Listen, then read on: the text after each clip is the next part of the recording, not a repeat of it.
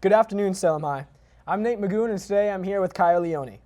Spring is here and finally in full swing, and summer's only a couple of weeks away. This week, Dan and I got a chance to ask some students if they had a summer job this upcoming season, and if they thought it was a good idea for others to have one. This week, my partner Dan and I had the opportunity to sit down with some students in the school to see if they have any idea of what they're going to be doing for summer jobs this upcoming summer. Where are you working during this summer? Tessie's Pizzeria. I'm working at Middleton Golf Course in Middleton, Mass. I work at Peachtree and Balducci's. I'm a delivery boy.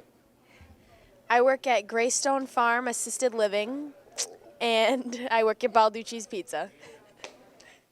And why did you get a job there? My mom works there.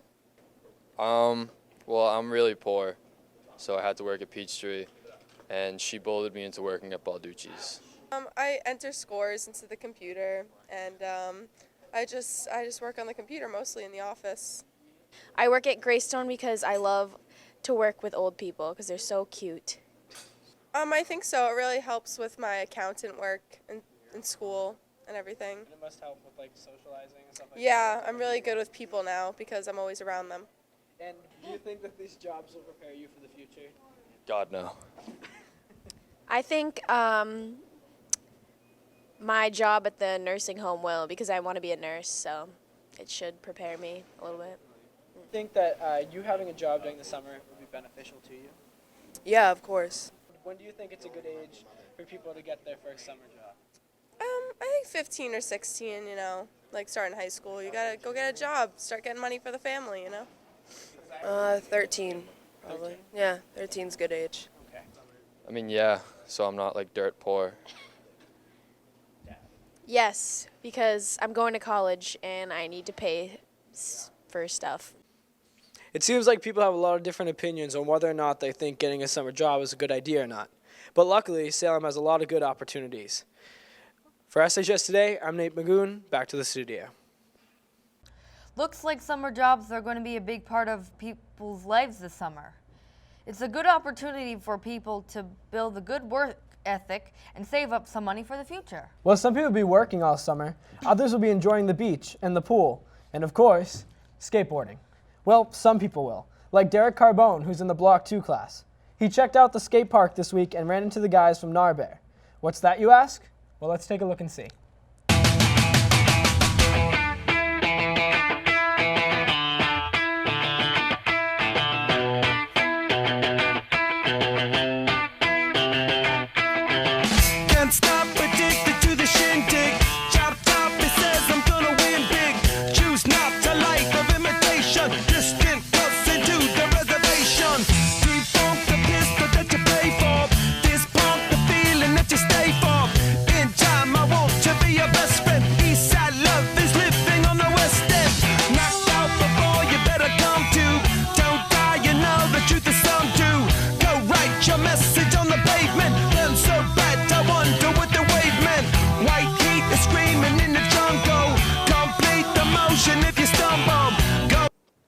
So, what's your name and what do you guys do for a living? I'm Steve-O, and we build snow parks and skate parks for a living. Nice. And where did you guys start the company? I started in 2012.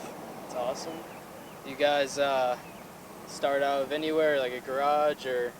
I'm still using my garage. Nice. Moving to a new place here in June.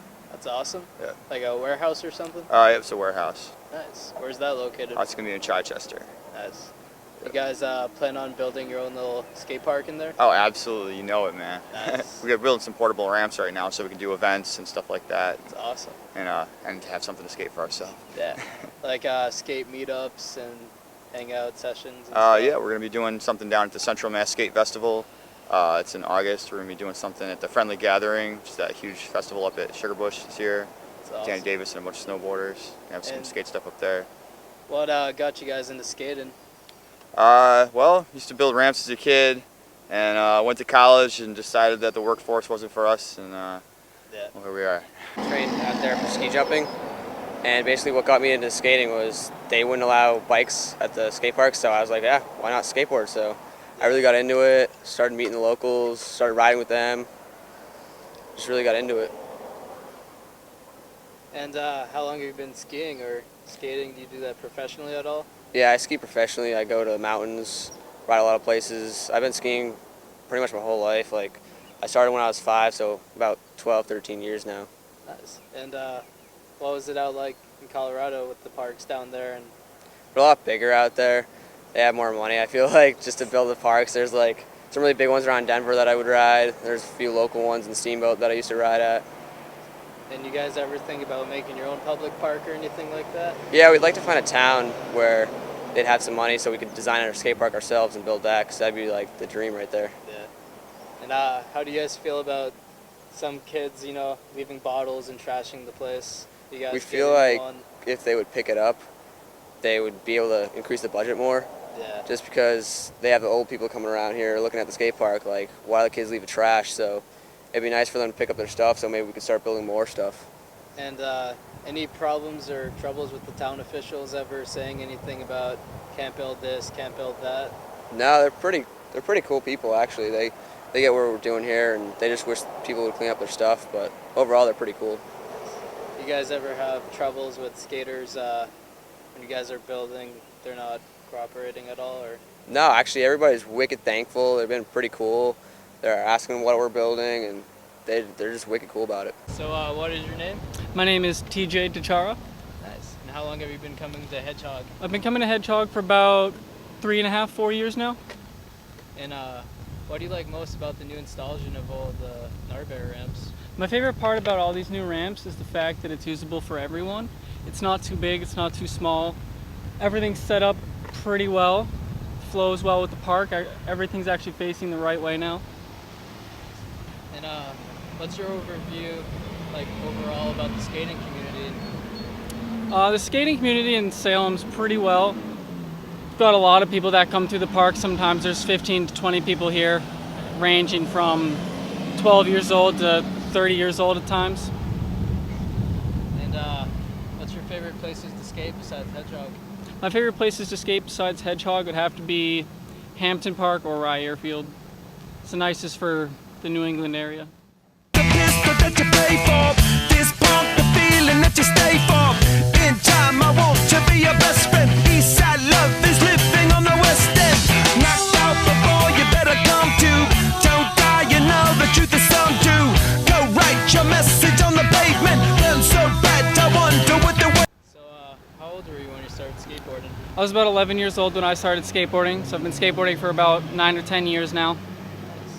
And what's your overall opinion about, you know, skating and being able to do whatever you want? Skateboarding has been one of the best ways for me to express myself and get that out there in the world. No one can tell me what to do or how to do it. It allows me to create new ways of doing things without struggling too hard to find out how to do that. And what's your opinion about, you know, cops or teachers, people who discourage us and think, you know, we're just a bunch of druggies? All those discouragers just make you want to do it a little more. Helps you get the encouragement to land those tricks that you didn't think you were going to get. When you're crunched on time, getting kicked out of a spot just makes you want to land it that much more.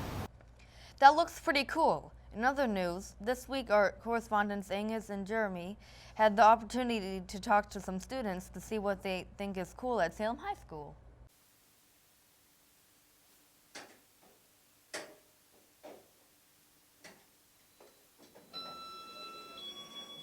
We're on a mission to find out who the coolest kid in school is.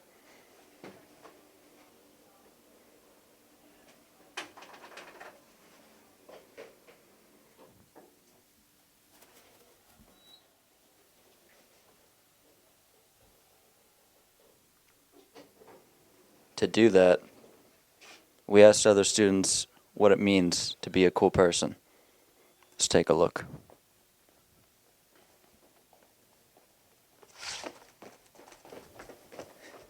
We figured we would start with our own class because, hold on. Tastes disgusting. All right, we figured we'd start with our own class because it's familiar to us and easy access. Let's go ask them what they think what's cool. Autumn just said something ridiculous. Autumn, what do you think about cool people? I think that everyone is equal in society. What do you think of cool people? Angela Moreno?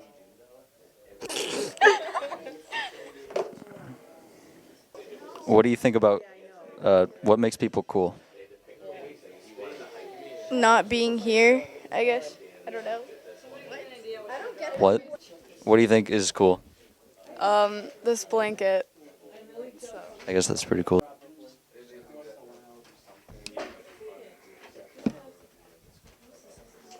What do you think is cool?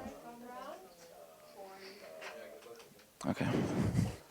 What I think is cool is that you two are actually out and about doing a segment about what is cool. That's cool. This is an example of someone who isn't cool. We're not learning anything in here. We should go other places. Hi, welcome to Channel 6. We don't do anything here. Anyway, we're going to look for some cool objects around here because asking people what was cool wasn't very helpful. Safety is pretty cool. Not cool. Basketball is pretty cool. And so is table tennis. There's people playing table tennis over there. It's pretty cool. Sports, yeah. Doritos are pretty cool. Wet floor signs, pretty cool.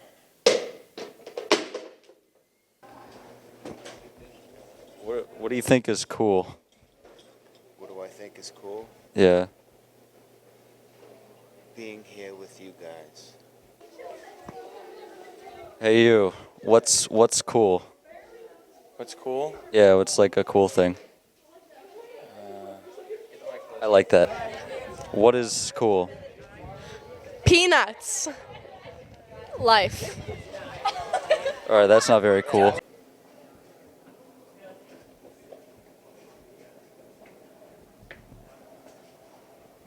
According to a Google search, we are the coolest kids in school. That's it. Well, there certainly is a lot of interesting things here at Salem High School. There's always something new. A big thing for most students is preparing to go off to college, or for some, to go off and find a job. This week, Autumn, Davin, Brianna, and my co-anchor Kayo had the opportunity to sit down with one of the guidance counselors and some students. Let's take a look.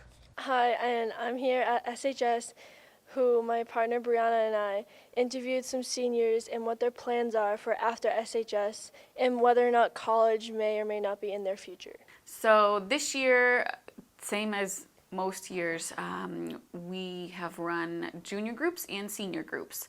So even if students are not coming to see us one-on-one and making appointments, we're still reaching out and touching base with all of the juniors. At this point in the year, I think in March, we ran our junior groups. So we met with, 10, 12 juniors at one time and talked about the college process, how to search for colleges, how to visit college campuses, and what they could be doing at this point in their junior year to help them have a more smooth senior year while they're going through the application process. I'm going to major in business. I'm going for film and communications and all that. At this point, since we're into May, many of our seniors have already made a decision about where they're going to college. But what we did was we started with them in the fall and ran some senior groups and talked with them about how they should go through the college application process and financial aid and scholarships and all of that. Yes, I'm going to Fitchburg State University in the fall. Even if students weren't taking it upon themselves to come see us, although many, many have and many continue to do so, we reached out to them to let them know what they needed to do and how to keep things on track. I took 2 years in TV at SHS, and I liked it, so I decided to go for it. Even though we're coming upon graduation, and some students have had their plans laid out all along and know exactly where they're going and what they're doing. Yes, I'm going to University of Massachusetts Lowell, and I'm going to be studying computer engineering, and hopefully that will give me a good job in the future. There definitely are still some seniors who still have some things up in the air that they're juggling and aren't too sure where they're headed in the fall, or if college is right for them this fall, or if they would like to do a different kind of a program, maybe an apprenticeship, or get started on a career. It's definitely not too late for us to have that discussion. Yes, I'm going to go to Plymouth State University, and I'm going to major in computer science. I look forward to it because my brother's going there as well. After college, I don't know. The road will take me wherever it goes. So if there are still some students out there who want to bounce some ideas around and talk about, what they should do after, graduation this June, then we can definitely still help kind of look into some resources and check out some opportunities. Well, whether or not you choose to go to college or not, we all wish the best of luck to you in your futures after SHS. Back to you in the studio. People certainly do have a lot of options when it comes to choosing what to do after high school, but the guidance office is always open and available for help for students. In other news, this week Angela and Grecia caught up with our principal, Mrs. Collier, to get a recap of all the construction the school has experienced and to find out what we should expect to see next. Hi, my name is Grecia, and my partner Angela and I went to go interview Principal Collier to recap the construction that's been done and figure out what's in store for next year. I am, and I think a lot of people are. When we open up a new space and we see what Salem High School will be completely finished, it's very exciting. No, I don't think there's anything that we would change. I know as we go through this process and we work with the architects and Harvey Construction and our owner's project manager, we make changes along the way as needed. It did. I can tell you it gets very busy, and of course it's very exciting, but trying to manage school and keeping things as normal for the students and the staff as possible.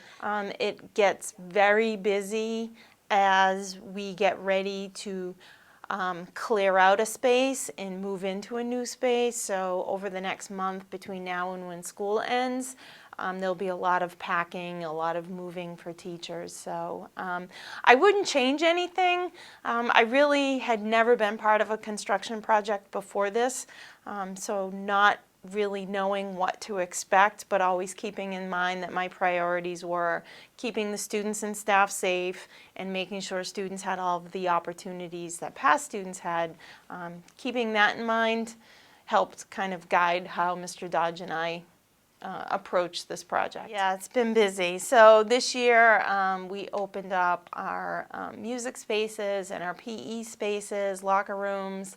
Our Performing Arts Center opened up at the end of January. This new main office area, new guidance suite, new library, those also opened up in January. So we are getting ready now before too long, the end of June. Students come back in August. There are some new spaces that will be open. So our automotive classroom will be open. Mr. Hudson's wood tech classroom will be open. Building trades classroom will be ready to go, but we are going to keep building trades or building construction over at Hague. And what we're going to do is take that big space, divide it into 4 rooms, and we'll be able to use 4 classrooms temporarily, just for first quarter. And then